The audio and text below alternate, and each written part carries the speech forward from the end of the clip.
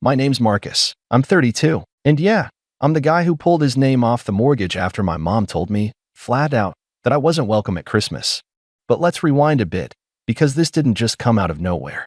This story's been building for years, like a slow leak in a ceiling pipe that finally burst one winter night, soaking everything I thought was stable.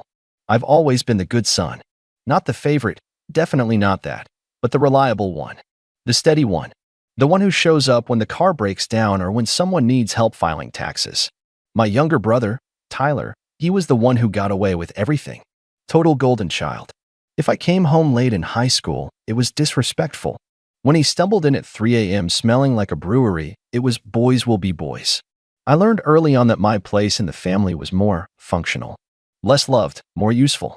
After college, I landed a solid IT job and started saving like crazy. I didn't party, didn't travel much, didn't even upgrade my car. I was determined to buy a house before I hit 30, and I did. Well, kind of. That's where the story really starts. When I was 28, my mom called me during lunch one day. Said she had an idea, and I already knew what that meant. She'd always call things ideas when what she really meant was, I want something from you, but I'm going to make it sound like it's good for both of us. This time, the idea was that she, my stepdad Ray, and Tyler had found the perfect house, but they couldn't afford it alone. It has enough space for everyone, she said, like we were the freaking Brady Bunch. We could build real family roots here. You could finally have a home office. And think about it, no more rent. The house was gorgeous, I won't lie. 2 stories, big backyard, even a tiny sunroom that I instantly imagined filling with plants and books. The catch, of course, was that I'd be footing most of the bill. But they spun it as an investment for me. They said they'd cover the utilities and groceries while I handled the mortgage. Tyler would get back on his feet soon, Mom said, and start contributing too. Ray had some work issues, but he was figuring things out. The whole thing reeked of uncertainty, but I was tired of throwing money into a rental, and honestly, a part of me just wanted to believe my family could work as a team. So I said yes. I put my name on the mortgage, paid the down payment myself, moved in with them, and for a little while, it was okay. We had dinners together. Tyler was civil. My mom even seemed proud of me. That's probably what kept me going. I didn't realize I was buying into an illusion. The first crack showed about 6 months in. Tyler still wasn't working. Said he was between opportunities, which is code for playing Call of Duty until 3 a.m. and blaming capitalism for everything. Ray started leaving early in the morning with vague references to a gig, but there was never a paycheck. Utilities went unpaid. Groceries got thinner. And whenever I brought it up, Mom would tilt her head and say things like, well, you're the one with the good job, Marcus. You can handle it, can't you? I tried not to blow up. I really did. I kept telling myself it was temporary, that they'd find work soon, that I just had to be patient. But I started feeling less like a homeowner and more like an ATM with a bedroom. It didn't help that they acted like the house was theirs. Tyler invited friends over constantly. Ray changed the locks without telling me. My mom rearranged my office while I was out of town for work and turned it into her reading nook. The day I found her going through my mail, just to check if there was anything important, I nearly lost it. Still, I bit my tongue. My therapist, yeah, I'd started seeing one, said I had to set boundaries. So I did. I printed out a budget, highlighted what I was paying and what they weren't. I asked them to start pitching in, nothing huge, just a couple hundred each month. They acted like I was asking for a kidney. We're your family, Mom said, like that was some kind of get-out-of-jail-free card. I know, I told her. That's why I've let it go on this long. Tyler rolled his eyes and muttered something about me being obsessed with money. Ray didn't even show up to the conversation. After that, things got weird. Cold. Passive-aggressive. Tyler stopped talking to me unless he needed Wi-Fi fixed. My mom would make dinner but forget to make enough for me. They started having these little family meetings when I wasn't home, and I'd come back to find changes in the house, furniture moved, chores reassigned, no shoes in the living room rule that somehow only applied to me. But the real blow came last November. I'd been swamped with work and looking forward to Christmas. My job had been hectic, and all I wanted was a quiet holiday. I'd even bought decorations, nothing crazy, just a tree, some lights, a wreath for the front door. I set everything up one Saturday morning while they were out. That night, they came back and acted like I'd set fire to the living room. Why didn't you ask us first? Mom said, her arms crossed, glaring at the tree like it had insulted her. I thought we were celebrating together, I said, confused. We decided not to do Christmas this year, Tyler chimed in. It's a waste of money. We all agreed, Mom added. No one told me, I said. Well, maybe if you were around more, she snapped, you'd know what's going on. I felt this numb kind of silence settle in my chest. I just stood there, looking at the lights blinking behind her. She had this tone like I was the outsider, like I'd barged into their space with my tree and my joy and ruined everything. But I swallowed it. I packed up the decorations, took down the wreath, told myself it wasn't worth fighting over. I even convinced myself that maybe, just maybe, next year would be different. And then came this past week. I got home from a business trip and found the living room decked out in lights. Stockings hung over the fireplace. Christmas music playing. They were decorating the tree together, laughing. I stood in the hallway watching them for a second, thinking maybe they were trying to surprise me. But then I heard my mom say, it's so nice not having Marcus around to ruin the vibe. I didn't even know what to do. I walked in, and everything went quiet. Oh, Mom said, flatly. You're back early. Guess I missed the memo about not doing Christmas again, I said, trying to keep my voice steady. She didn't even flinch. Just looked me straight in the eye and said, we're not celebrating Christmas with you this year. Just like that. I don't know what she thought I was going to do. Get angry? Cry? Beg to be included? I just nodded, walked to the kitchen, pulled out my laptop. And while they went back to decorating the tree I wasn't invited to, I logged into my mortgage account, clicked Remove Co-Borrower. And when it asked if I was sure, I didn't hesitate. Not for a second. But that wasn't the end. Not even close. Because the moment they realized what I'd done and what it meant, the masks came off. That was when everything exploded. It didn't take long. 3 days later, I was eating lunch in my office when my phone started blowing up. First, it was a text from Mom. Marcus, what did you do to the mortgage? Then another, this time in all caps. You're being dramatic. This isn't funny. I didn't reply. Not right away. I just stared at the messages, the words blurry for a second like my brain was buffering. I'd expected them to notice eventually, but I hadn't expected panic, and I definitely hadn't expected it this fast. I figured maybe I'd have a week, tops, before they realized the implications. I didn't even think they'd care that much. But apparently they did. My mom tried calling next. I let it ring. Then again. I ignored that one too. Finally, a voicemail came through. I don't know what I expected, some kind of apology maybe. Nope. Marcus, you're being vindictive. This house is a family home, not some financial weapon you can use to punish us. I raised you better than this. Call me back. That last line made me laugh out loud. I raised you better than this. As if the irony wasn't thick enough to spread on toast. By the time I got home that evening, the house was quiet. Too quiet. Normally, Tyler would be gaming and Ray would be pretending to fix something. But now? Nothing. Just the faint hum of the fridge and the smell of burning something in the kitchen, probably one of Ray's infamous experimental stews. I walked in like I always did, set my keys down, kicked off my shoes. I didn't expect a full ambush in the living room, but there they were, Mom, Ray, and Tyler, all sitting stiffly on the couch like they'd rehearsed a courtroom intervention. You need to fix this, Mom said without looking at me. Hi, Marcus. Welcome home, I said flatly, dropping my laptop bag by the stairs. Don't play games, Tyler snapped. You messed with the house stuff. That's illegal. I raised an eyebrow. Illegal? You mean updating the title on a house I paid for? It's not just yours, Mom hissed. We've all lived here. We've made it our home. You've lived here for free, I said. That's different. Ray finally spoke, voice low. You're making a mistake, son. I'm not your son, I said without thinking. The room went still. That one hit. Ray looked away, and my mom's face changed. Not sadness. Not hurt. Just cold. Like a mask she'd worn too long and forgot how to take off. After everything we've done for you, she said quietly. That's when something in me snapped. You mean like gaslighting me into paying your mortgage while you turned me into the family punching bag? Or is it the part where you threw Christmas like a party and uninvited me from my own house? Help me out here. Don't be dramatic, she said again. Always that phrase, like it was a sedative she could inject into any uncomfortable truth. I walked past them to the kitchen, opened the fridge, grabbed a bottle of water. My hands were shaking slightly, but not with fear. It was a different kind of adrenaline-controlled, focused. I could feel something shift in me, like a line had been crossed that couldn't be redrawn. You know, I said, leaning against the counter, I used to think this was my fault. That if I just worked harder, paid more, kept quiet, I could earn a place in this family. Marcus, Mom started, her tone suddenly softer. Too soft. Practiced. But I get it now, I cut in. You don't want a family.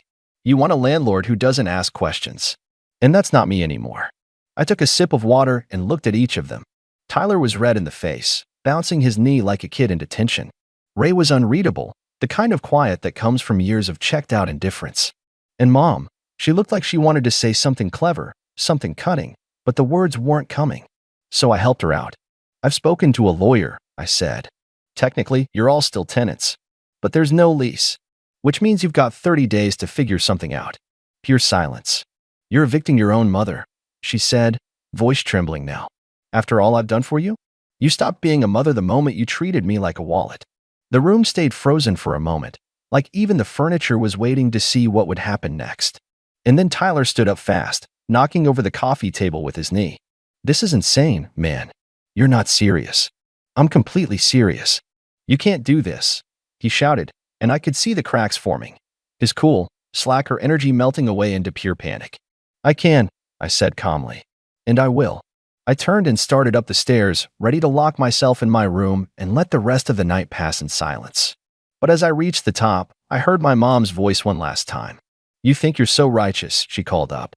But you'll regret this, Marcus. Families don't forget. I stopped, just for a moment.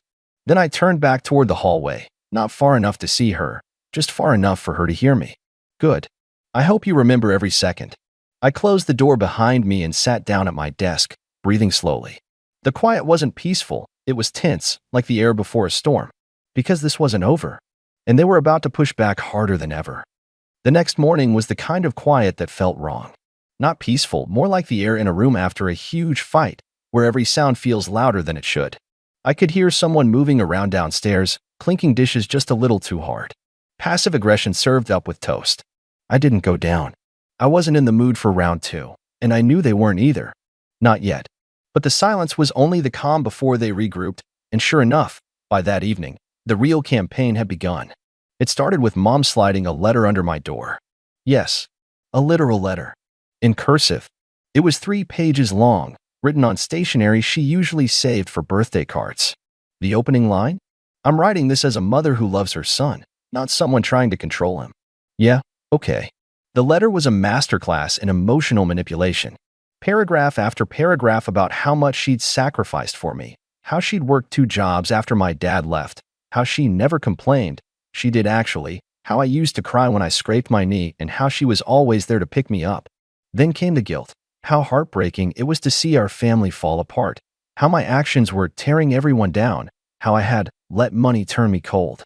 It ended with, I just want my son back. Please don't do this. I sat there reading it, my chest tight, not because I believed her, but because part of me still wanted to. That was the problem with my mom. She didn't raise me with love. She raised me with obligation. And those roots are hard to rip out. I didn't reply. The next day, it escalated. Ray caught me coming out of my room and stood there in the hallway like some makeshift bouncer. You know, he said, arms crossed, this isn't just your house. We've put in a lot of work here. I blinked at him. You replaced a light bulb last month. He didn't like that. His face tightened. This isn't the way families handle things. No, I said, brushing past him. But it's how landlords handle unpaid tenants. That afternoon, the thermostat was mysteriously locked. My mom suddenly decided the upstairs bathroom was off limits. The laundry schedule got switched without notice. Petty stuff. Childish stuff. But it kept building.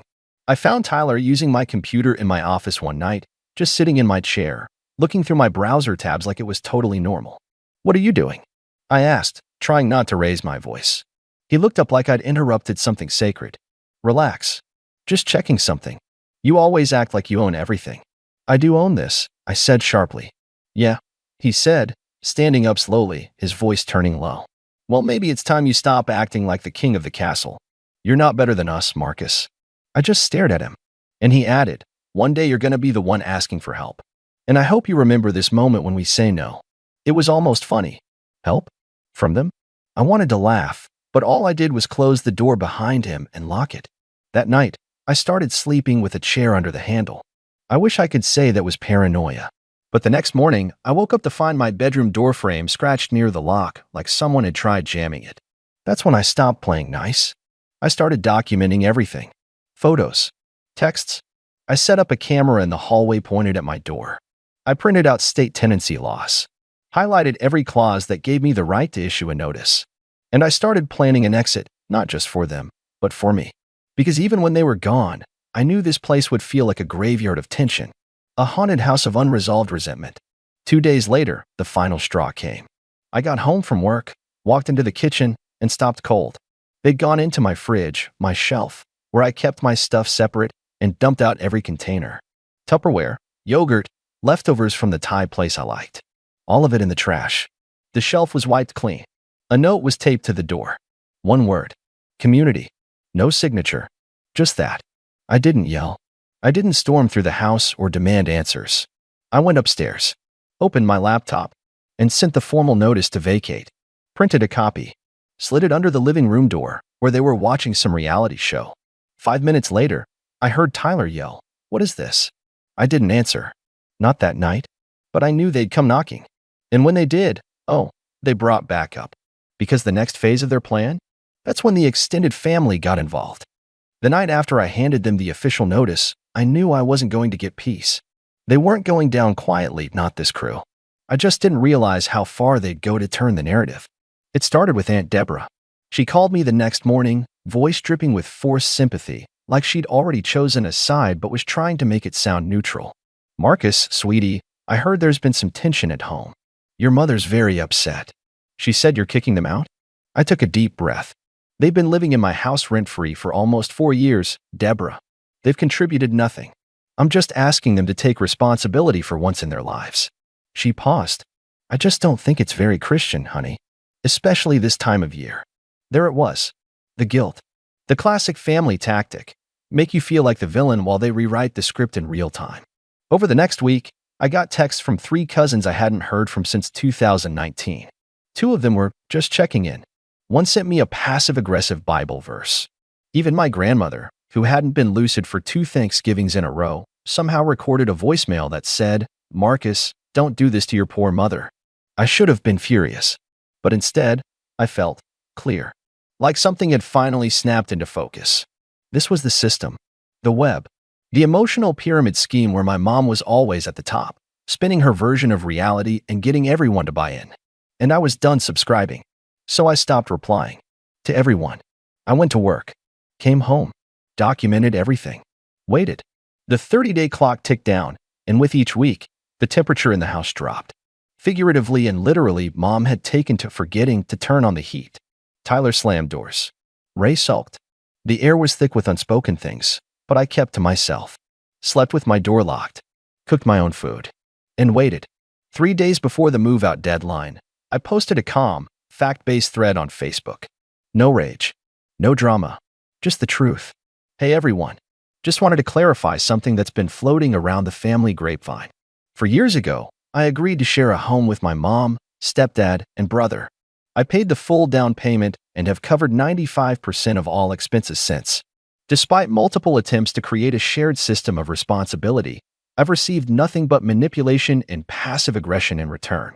After being excluded from family events in my own home and seeing my boundaries repeatedly violated, I issued a lawful notice to vacate. This was not done out of spite, but out of self-respect. I wish them the best, but I'm done sacrificing my peace to preserve someone else's fantasy of family. And then I logged off. That thread didn't just stop the family guilt campaign, it nuked it. A few people tried to keep it going, but most backed off when they saw the receipts.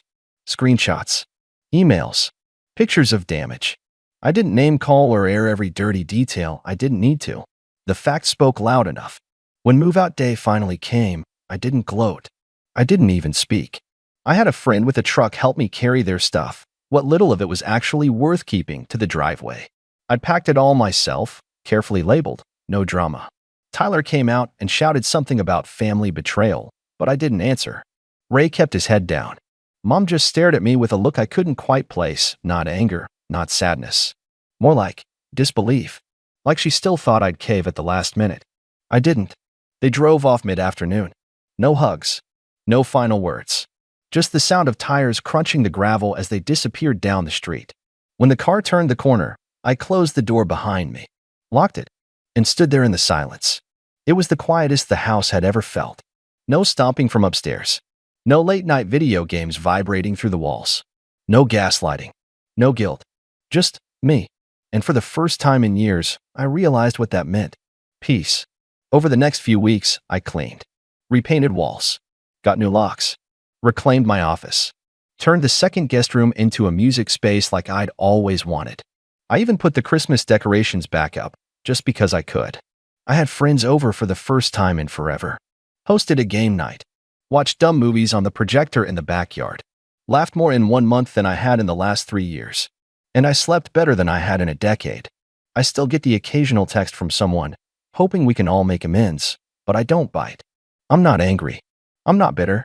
I'm just done. Because sometimes, walking away is the revenge.